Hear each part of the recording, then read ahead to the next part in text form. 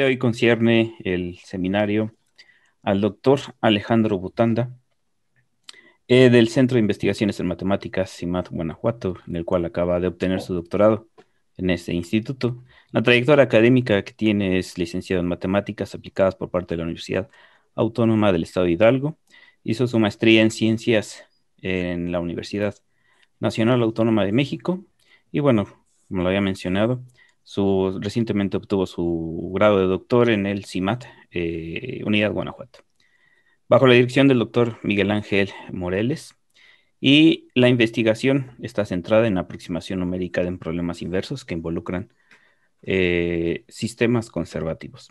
Las áreas de interés, bueno, está el análisis, problemas inversos, ecuaciones diferenciales parciales, métodos numéricos para estudiar aproximaciones a soluciones de ecuaciones diferenciales parciales y métodos espectrales.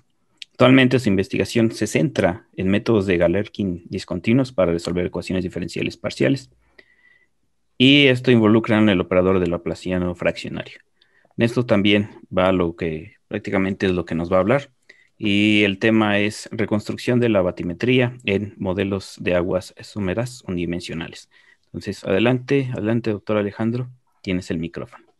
Gracias, es un gusto que me hayas invitado, Josué. Yo les voy a platicar un poquito sobre reconstrucción de batimetrías usando modelos de aguas someras unidimensionales. La plática la voy a dividir así, voy a hacer un breves comentarios sobre las ecuaciones de Saint-Venant, que son las ecuaciones unidimensionales de aguas someras. Voy a platicarles un poquito del método de descenso continuo, una pequeña introducción sobre métodos de Galerkin discontinuo que últimamente han sido muy utilizados para aproximar soluciones de EDPs hiperbólicas y los resultados numéricos que obtuvimos y sobre la extensión en casos bidimensionales y un poquito sobre temas que estoy todavía tratando. Las ecuaciones de aguas someras son modelos que se usan para el estudio de flujos en superficie libre, son reducciones de las ecuaciones de Navier-Stokes. Lo que voy a suponer que los flujos son dominados por cambios horizontales, es decir, voy a descartar las componentes verticales y de aquí se obtienen las ecuaciones de Saint-Venant y lo que voy a tener va a ser un problema de condiciones iniciales y de frontera. Las ecuaciones de aguas someras en una dimensión toman esta forma, donde h es la altura, u es la velocidad y g es una constante de gravitación. Y B es la batimetría, es la topografía del canal, del fondo del canal. Y aunado a esto voy a imponer condiciones iniciales y de frontera adecuadas. Entonces, uno cuando hace este tipo de modelos, supone conocidas todos los parámetros necesarios, la batimetría y las condiciones iniciales y de frontera. Pero en, en la realidad no conocemos la topografía, o no podemos conocer a priori la topografía, y lo que a uno le interesa es estudiar este tipo de modelos para, por ejemplo, hacer, prevenir inundaciones o estudiar estos problemas del dam break, el rompimiento de presas, pero para conocer el comportamiento a un largo plazo, necesito tener toda la información. Entonces, la pregunta que nos vamos a hacer aquí es, cómo puedo conocer la batimetría B a partir de algunos datos. Entonces, en pasados años, unos italianos diseñaron unos artefactos para hacer mediciones de velocidad. Entonces, lo que a uno se le ocurre es decir, si yo tengo datos de velocidad o de altura tal vez, ¿cómo puedo reconstruir la batimetría a partir de estos datos? Y ese es justamente el problema que nos interesa. Supongamos que yo mido la velocidad en, en una malla espacio-temporal y el problema de identificación es, a partir de este conjunto de datos, necesito o quiero estimar la batimetría. Para esto voy a considerar el funcional, que va de las funciones cuadradas integrables hacia los reales, definido de esta forma. Y el Perdón, problema de... perdón, ¿puedo preguntarlo? Sí, ¿Puedes repetir qué es la batimetría? Porque me perdí. la topografía, la forma del río abajo del agua. Del terreno, sí. Y ¿dónde va? Ah, sí. A mí lo que me va a interesar es minimizar este funcional, restringido a que H de B y U de B son soluciones de las ecuaciones de aguas someras. Este tipo de problemas lo vamos a atacar mediante los algoritmos del método de descenso continuo. Este tipo de métodos lo que hacen es construir una sucesión de la siguiente forma. El bk más 1 es el bk, el anterior, más alfa k pk, donde alfa k es un tamaño de paso y pk es una dirección de descenso. Y lo que necesitamos es, para encontrar el mínimo de mi funcional j, lo vamos a buscar a lo largo de una dirección de descenso, de tal manera que esta función phi de alfa de k sea lo más pequeña posible. Y esto nos lleva a un problema de optimización en una dimensión, que ya hay muchos métodos para resolver esto. Y si observemos que si el gradiente del funcional es distinto de cero, entonces el negativo del gradiente nos proporciona la dirección óptima de mayor decrecimiento. Y por lo tanto es natural escoger mi dirección de descenso como menos el gradiente. De esta manera, la sucesión que construimos a partir del método de descenso continuo cumple estas propiedades. Es una sucesión monótona y el gradiente de... eh, ah, ay, se me fue la palabra. Sucesiones. Ortogonales. No, sí, no, eh, el,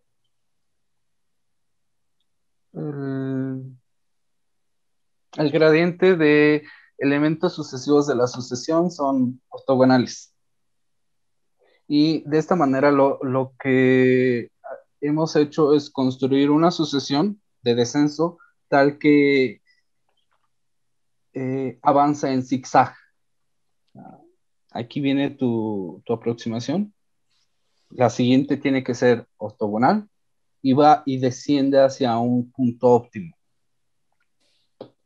Y esto es muy estándar. Y claro, necesitamos, cuando tenemos algoritmos de optimización, lo que necesitamos es condiciones de paro. Por ejemplo, si encontramos un elemento de la sucesión en el cual el funcional es cero, pues ya acabamos. pero este tipo de casos se dan raramente en procesos computacionales.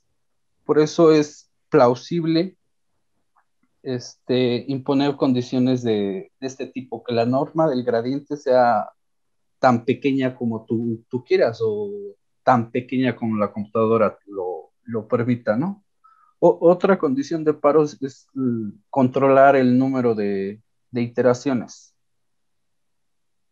Y como ustedes pueden ver, aquí está el algoritmo de todo lo que anterior de lo que les había dicho. Y es de notar que en cada paso de este algoritmo necesitamos estar calculando el gradiente del funcional. Ahora, mi problema que tengo que resolver es, necesito hallar una expresión analítica para el gradiente del funcional J.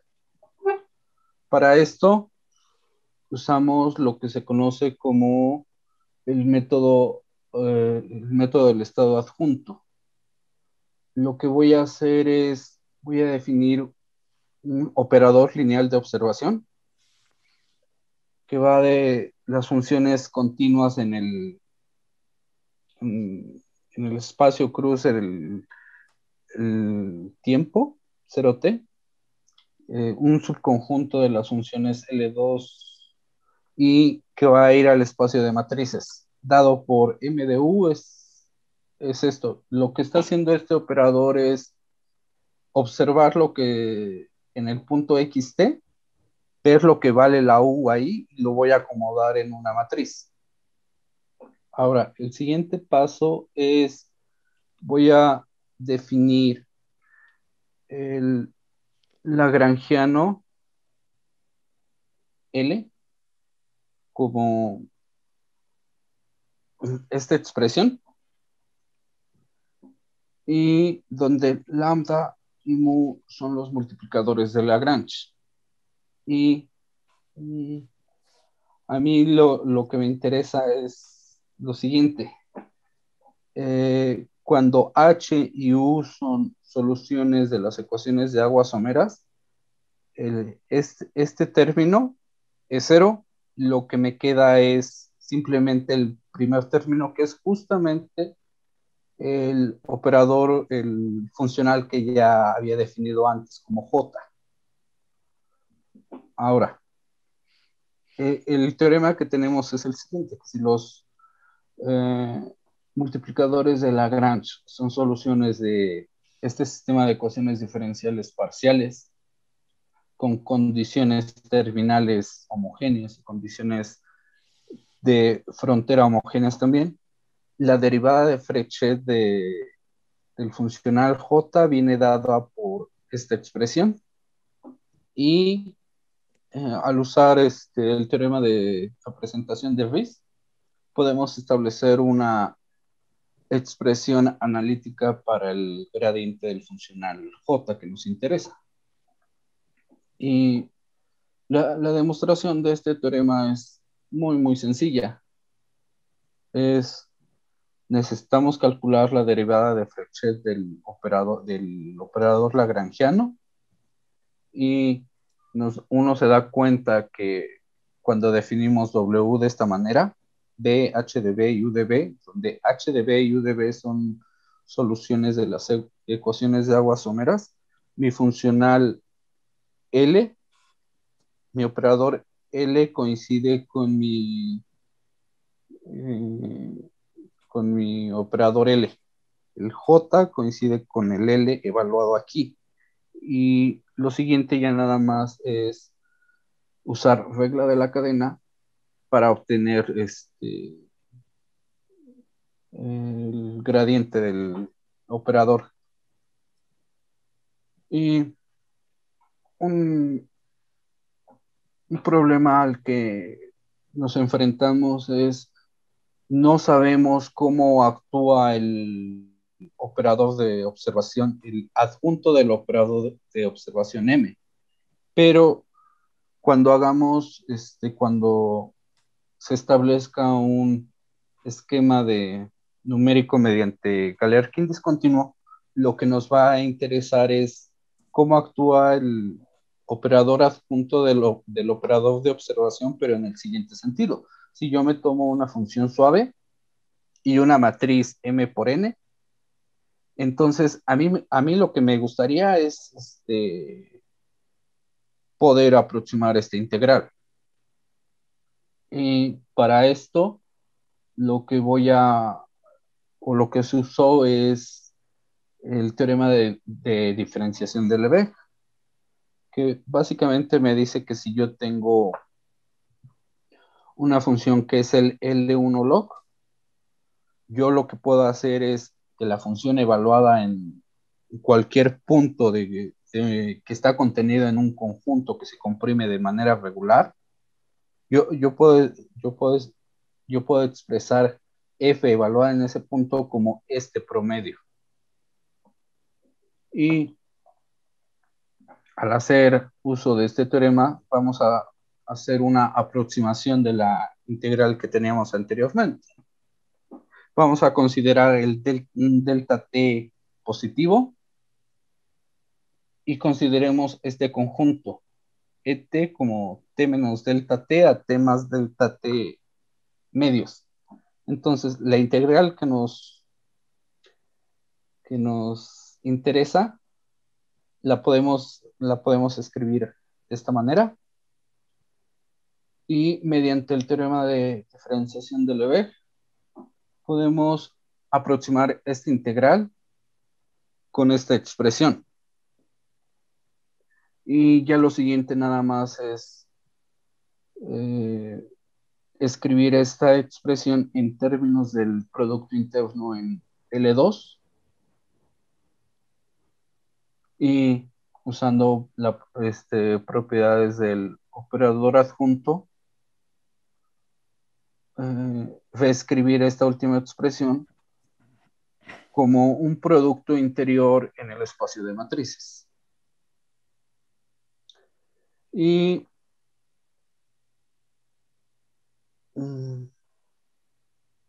esto es esta expresión desarrollada. Ahora lo que les voy a platicar un poco es una breve introducción del método de Galerkin discontinuo para leyes de conservación escalares. Supongamos que tenemos el problema de Cauchy. Es un problema muy bien estudiado en ecuaciones diferenciales parciales, donde F es conocido como el flujo y vamos a estudiarlo en un dominio espacio-temporal AB crucero T. A nosotros nos gustaría obtener una aproximación numérica de las soluciones. Y lo primero que voy a hacer es, voy a hacer una discretización espacial. Voy a hacer una partición de mi espacio AB de la siguiente manera. Voy a hacer las siguientes definiciones. El elemento I es el xi menos un medio a xi más un medio. Lo que estoy haciendo es partir el espacio en m subintervalos. Y delta I es el tamaño de cada uno de los subintervalos. Y voy a llamar a h como el máximo de estas longitudes. Es muy común o generalmente se hace mallas regulares. Este h es el mismo para cada elemento II.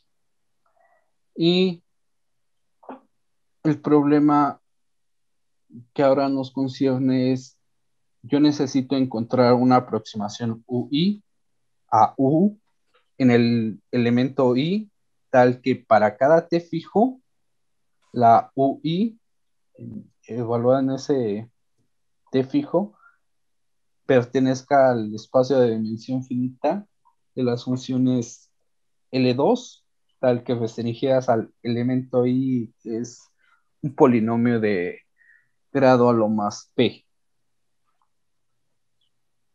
Y los siguientes son pasos como muy estándares en este tipo de métodos. Lo que voy a hacer es multiplicar mi ley de conservación escalar por una función prueba y hacer integración por partes. Después de hacer esto, llego a esta expresión. Y ahora, el siguiente paso es, voy a hacer una subdivisión de cada elemento I en P más un puntos.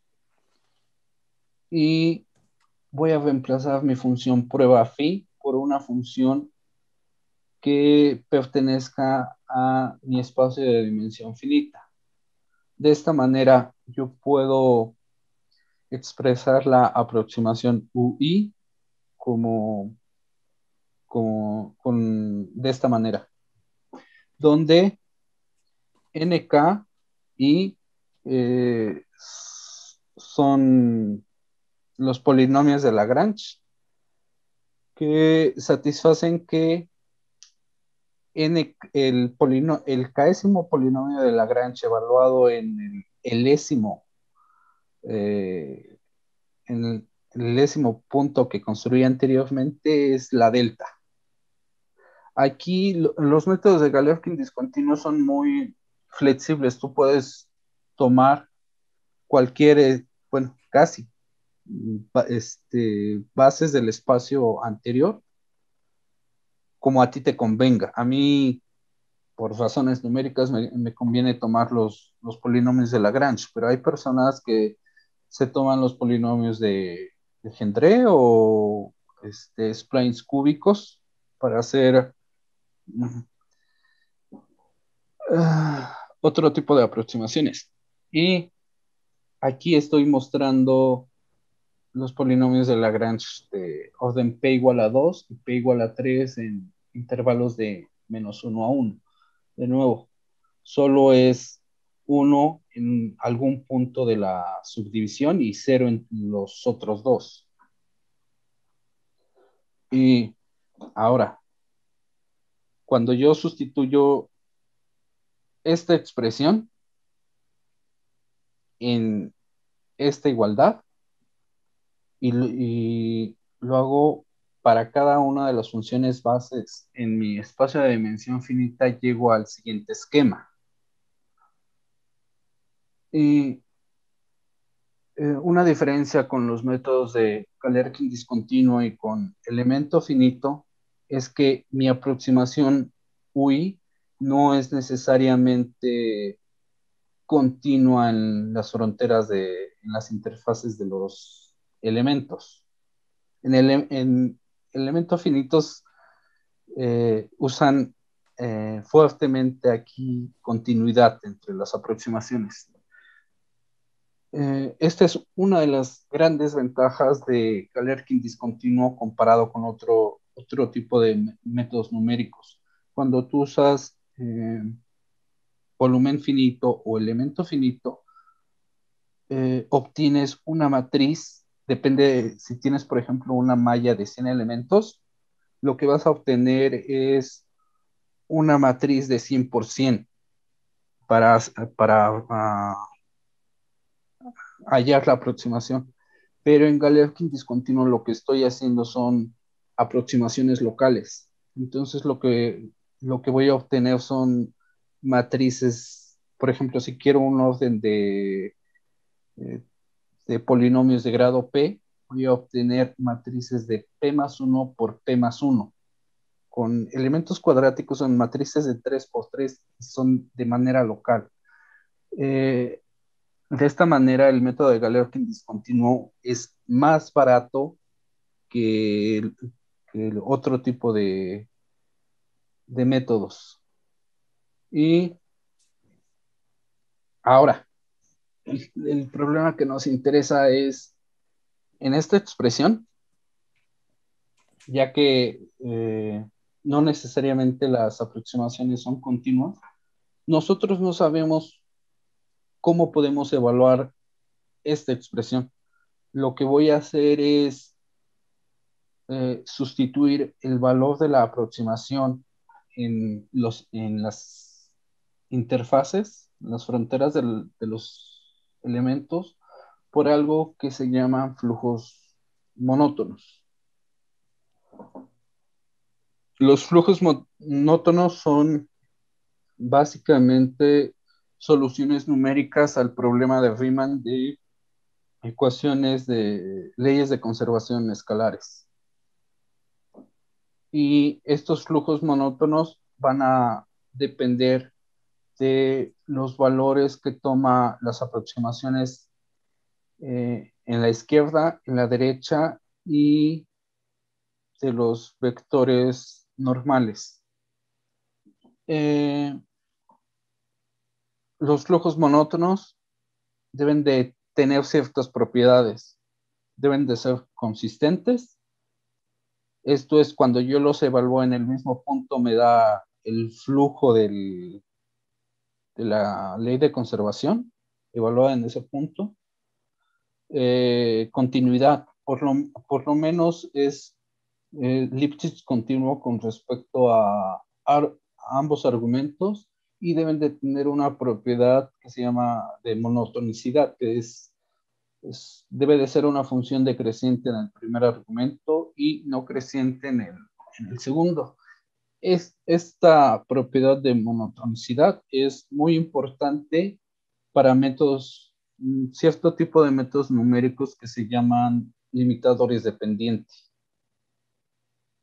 Y ejemplos de estos flujos: el flujo de Latz-Friedrichs es un flujo muy usado, y el flujo local de Latz-Friedrichs también existen, el HLL, el Fusanov, pero básicamente estos son los que estoy usando para hacer aproximaciones numéricas en una dimensión. Y una vez que yo ya escogí el flujo, es posible establecer este esquema numérico, que es un sistema de ecuaciones diferenciales de P más 1, ecuaciones diferenciales ordinarias. Y lo siguiente que voy a hacer es notación. Si U vector lo defino de esta manera, entonces yo puedo escribir el problema anterior de la siguiente forma. Y a partir de mi condición inicial original, yo puedo establecer condiciones iniciales de esta forma, de esta manera. Y lo que tenemos aquí es, de nuevo, es un problema de Cauchy, un problema de valores iniciales, que lo voy a resolver numéricamente usando métodos de tipo fungecuta. Y veamos un ejemplo. Consideremos el problema de Cauchy con la ecuación de Burgers y con esta condición inicial. Esta condición inicial es suave, y a través del método de las características podemos encontrar una expresión para la solución de este problema, que viene dada por esta expresión. Pero aquí lo que tenemos es un problema. A pesar de que mi condición inicial es suave, lo que vamos a tener en algún momento es una pérdida de regularidad. Y este tipo de fenómenos son muy comunes en leyes de conservación. Numéricamente, lo que va pasando es lo siguiente: la solución se va como se mueve hacia la derecha, pero llega a un punto en donde la solución toma más de un valor. Ujú. Y lo siguiente que necesito también es una definición. Eh, yo voy a decir que una función U es una solución débil de mi problema de Cauchy para leyes de conservación escalar. Si U es la condición inicial es acotada y para toda función C1 de soporte compacto se cumple esta identidad. Y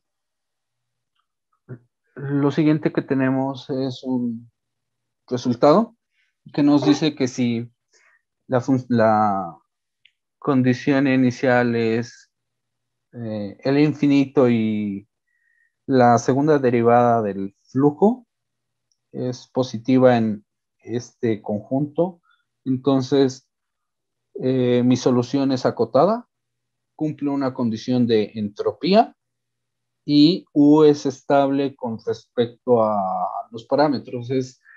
Aquí lo que tengo es casi un problema bien planteado en el sentido de Hadamard. Lo que me falta aquí es existencia y, bueno, lo que me falta es unicidad. Pero pues no se puede tener todo en la vida.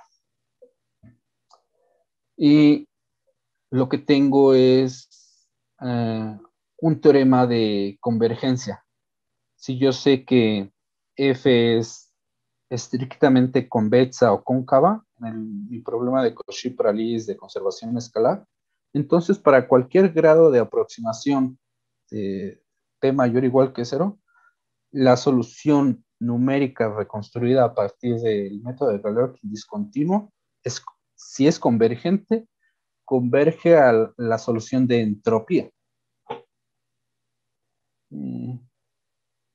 Ahora, lo siguiente que voy a hacer es establecer un esquema de tipo Galerkin discontinuo para mis ecuaciones de Saint-Venant, que básicamente es hacer todo este proceso para cada una de las ecuaciones. Digamos, cuando uno hace esto, los esquemas se ven así, de esta manera, y lo que voy a obtener es un sistema de ecuaciones diferenciales de 2p más 2, y donde alfa estrella y beta estrella son los flujos numéricos que hemos escogido para esta función. Y ahora lo siguiente que vamos a hacer es experimentos numéricos. Uno de los primeros experimentos numéricos es considerar la batimetría idénticamente cero. Para este caso, yo conozco una solución analítica de mis ecuaciones de Saint-Venant que son de esta forma. Y lo que voy a hacer son experimentos numéricos en el espacio 0,1 cruz 0,1. Al aplicar y voy a tomar el error numérico como esta expresión. Este ejemplo anterior me sirve solo para checar convergencias. Y a continuación podemos observar los resultados del cálculo de este error para distintos casos. Cuando P crece y el número de elementos va creciendo, mi error que voy obteniendo va disminuyendo. Ahora sí vamos con experimentos que se hicieron para la reconstrucción de la batimetría. Vamos a tomar este ejemplo muy clásico, un ejemplo de un tope, que la batimetría viene dada por esta expresión, que es básicamente un tope, como les decía.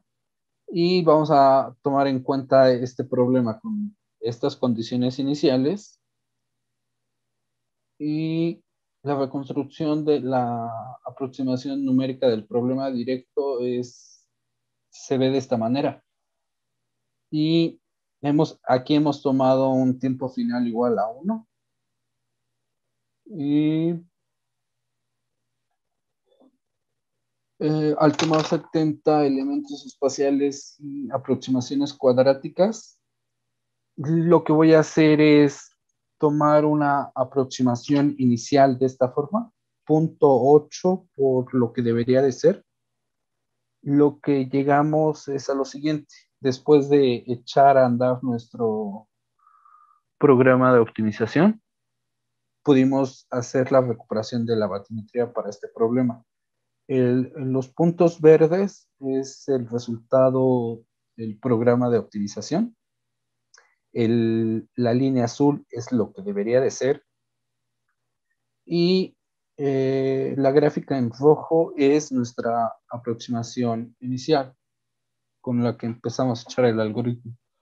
Ahora, el siguiente problema que tomamos fue un problema muy importante en la literatura, que es el de mareas oceánicas. De nuevo, hacemos estas definiciones, tomamos condición inicial H0 como esto, y la velocidad inicial es 0. Y condiciones de frontera en el lado derecho y en el lado izquierdo para H y para U respectivamente. Y lo primero que hicimos fue, obviamente, la reconstrucción del problema directo. En estas gráficas pueden ver la reconstrucción de la altura H y de la velocidad U en un tiempo final de 1000 segundos. Y lo siguiente que hicimos fue la reconstrucción de la batimetría. Para este ejemplo, tomamos como aproximación inicial esta recta y volvimos a echar a andar el programa de optimización, obteniendo los siguientes resultados con 40 y 75 elementos espaciales y polinomios aproximantes de orden p igual a 2.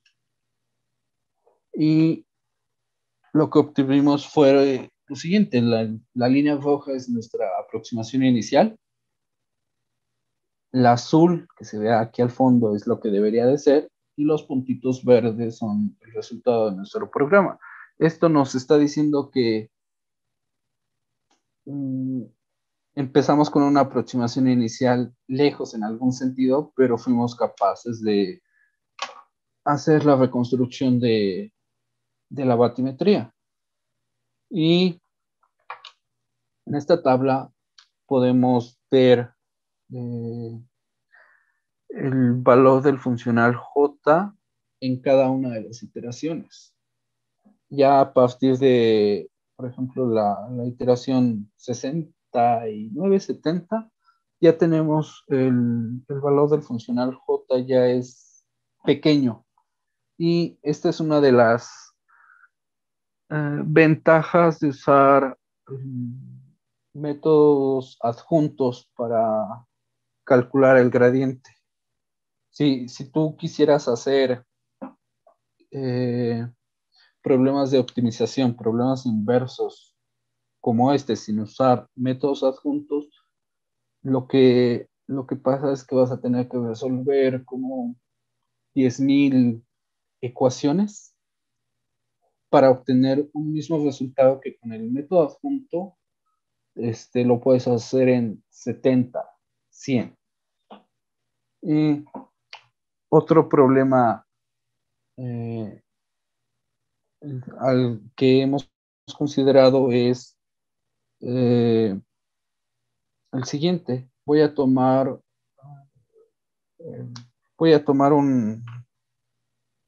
un espacio temporal 0,1500, cruz 0,1000, 0,100 con las siguientes condiciones iniciales y de frontera, pero ahora mi batimetría que necesito reconstruir es una batimetría discontinua dada por en términos de las funciones de Heaviside.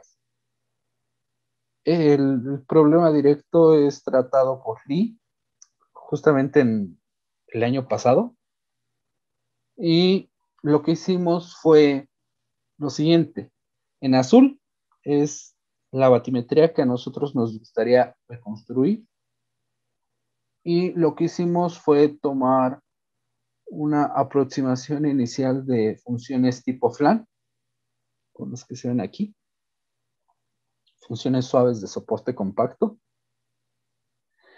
y de nuevo volvimos a obtener resultados satisfactorios para este problema. La única diferencia entre cada uno de los resultados es el tiempo que se tardó en arrojar resultados la computadora. Y ahora, el siguiente problema que nos interesa es extender esta teoría, extender este método más bien, a casos bidimensionales. Y en casos bidimensionales, las ecuaciones de aguas someras toman esta forma, donde F1 y F2 de θ son funciones que dependen del problema que estemos modelando. Por ejemplo, F1 y F2 pueden estar dados en términos de tanto de la batimetría y del coeficiente de fricción de Manning. Ahora, el problema que nos interesa aquí es cómo puedo recuperar θ. Θ es un conjunto de parámetros. ¿Cómo puedo recuperar el conjunto de parámetros θ a partir de ciertos datos que yo puedo medir? Y vamos a establecer algunas cosas primero. Supongamos que nuestro dominio de interés es omega cruz 0t, donde omega es un dominio Lipschitz. Y vamos a denotar como gamma la frontera de omega. Y supongamos que gamma la voy a partir en dos, gamma 1 unión gamma 2. Y estos conjuntos no se intersecan. Y lo que voy a hacer es fijar condiciones de frontera sobre gamma 1. Digamos de esta forma. Tengo condiciones de frontera para H, para U y para V. Claro, aquí una cosa que olvidé comentar. U y V son las componentes de la velocidad, la vertical y la horizontal. Y el problema que nos interesa es el siguiente. Supongamos que las componentes que medimos, las componentes de velocidad U, V o la altura H en un conjunto de puntos, y vamos a considerar los operadores lineales de observación M1, M2 y M3. Lo que queremos es estimar el conjunto de parámetros θ dado los datos de altura o velocidad. Y para esto vamos a definir el funcional J en el sentido de mínimos cuadrados como esta expresión, donde alfa, beta y gamma son 0 o 1 dependiendo de los datos que tenga disponibles. Por ejemplo, si yo solo tengo disponible los datos de la velocidad, alfa es 0. Y es la misma técnica. Voy a considerar el lagrangiano L dado por esta expresión, donde lambda, mu y sigma son multiplicadores de Lagrange. Y de nuevo, alfa, beta, gamma son 0 o 1 dependiendo de disponibilidad de datos. Y de nuevo, tengo un teorema que me expresa que me da una expresión analítica del gradiente del funcional que yo quiero. De nuevo, los multiplicadores de Lagrange son soluciones de un sistema de ecuaciones diferenciales parciales con condiciones terminales homogéneas y de frontera homogéneas también. Y de nuevo, el problema que voy a tener va a ser el mismo de antes. Necesito evaluar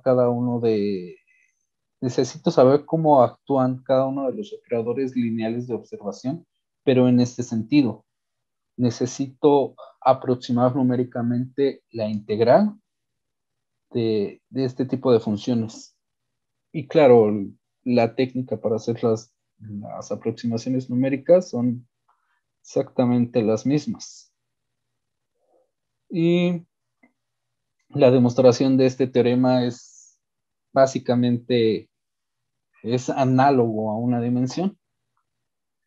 Y básicamente se quedan, básicamente es lo que les quería platicar hoy, aunado a platicarles algunos problemas que todavía estoy resolviendo. Es una de las preguntas es saber a ciencia cierta cómo actúan los operadores el operador adjunto del operador de observación. Y un problema también es saber cuál es la cantidad mínima de datos necesarios para obtener un orden de convergencia deseados. Y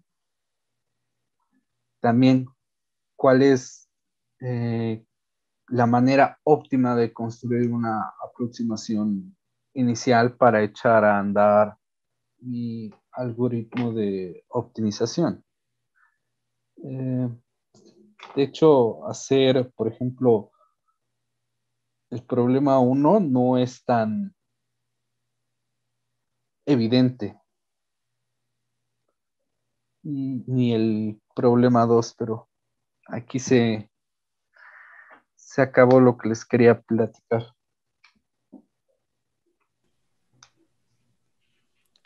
Muchas gracias a doctor Alice por la plática, por esta explicación sobre la batimetría, ¿no? De las aguas someras, ¿no? Entonces, voy a hacer el espacio si hay preguntas. Puede abrir alguien el micrófono. Si alguien tiene preparado preguntas, con toda confianza para el doctor José.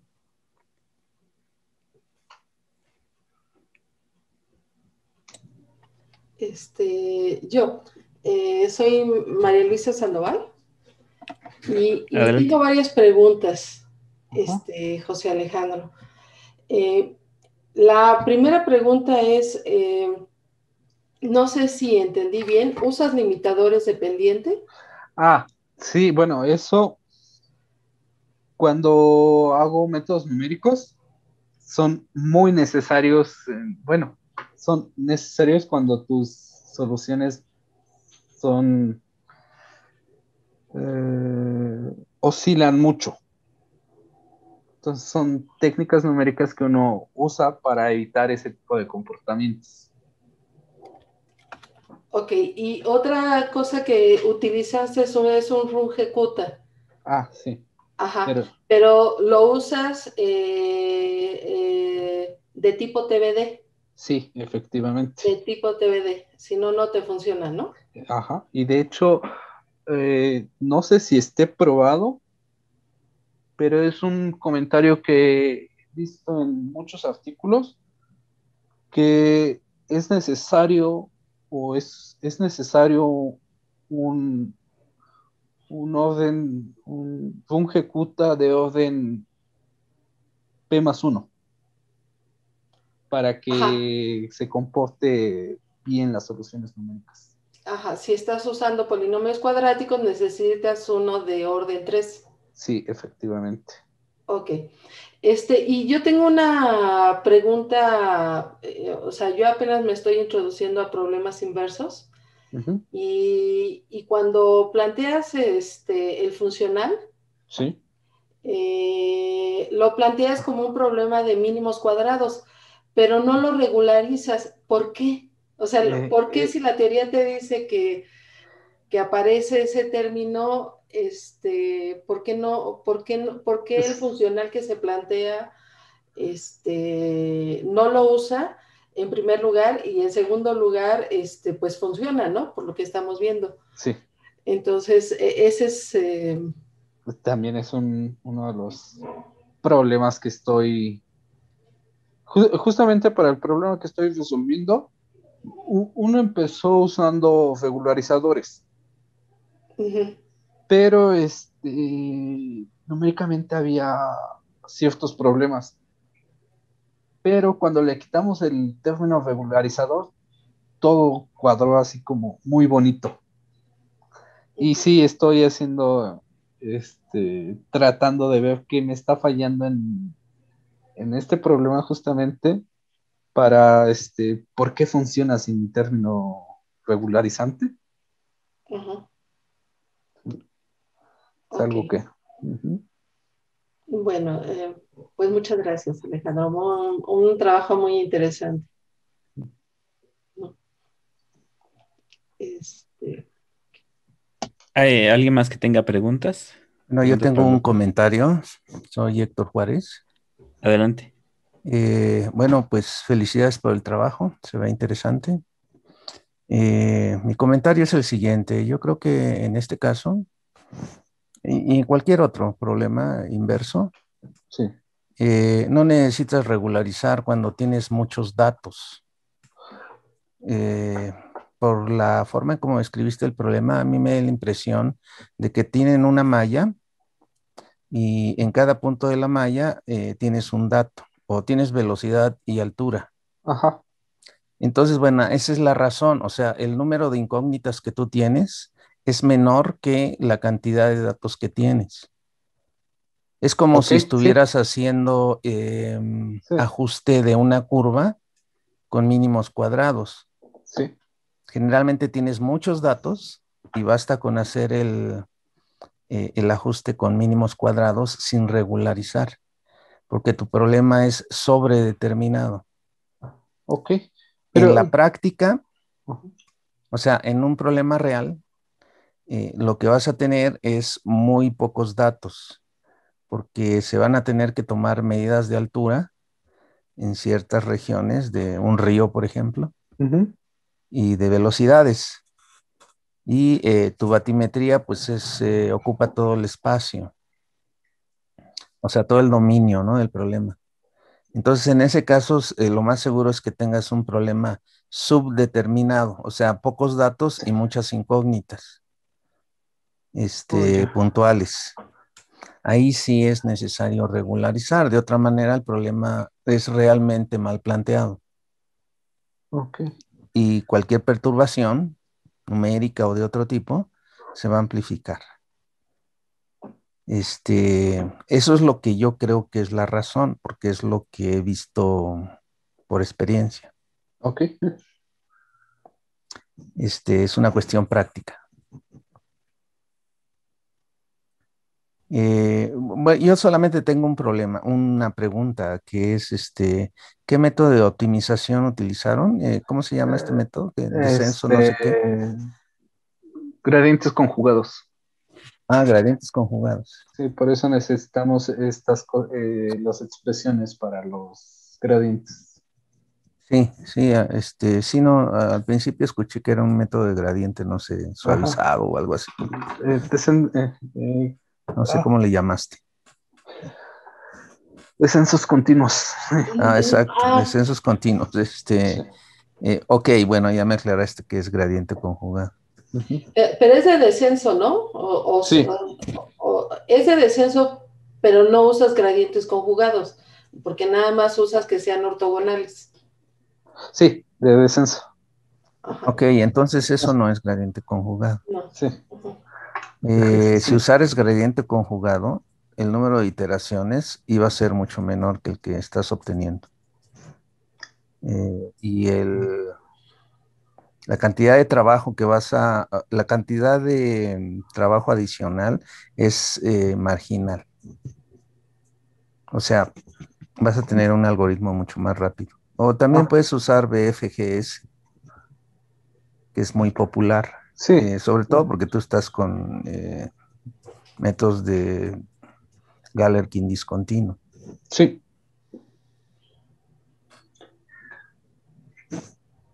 Pues es todo, muchas gracias.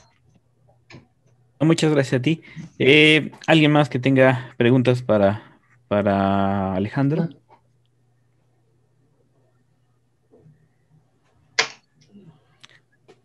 Bueno, agradecemos nuevamente al doctor José Alejandro, por esta plática. Y bueno, agradeciendo también a lo que nos acompaña. Vemos que no solamente es de la unidad de Iztapalapa, sino vienen de otras unidades y también de otros institutos, ¿no? Entonces, de esto se trata también el seminario, conectarnos y trabajar conjuntamente posible, ¿no? Entonces, agradecemos al doctor José Alejandro con que cierra el seminario de análisis de la Universidad Autónoma Metropolitana. Y bueno, hasta aquí cerramos el ciclo del seminario. El siguiente ciclo, pues estaremos anunciándolo en la página con antelación sobre las otras pláticas y bueno, pues aquí damos finalizada la sesión. Muchas gracias. Gracias. Gracias, cuídense. Hasta luego. Sí. Cuídense.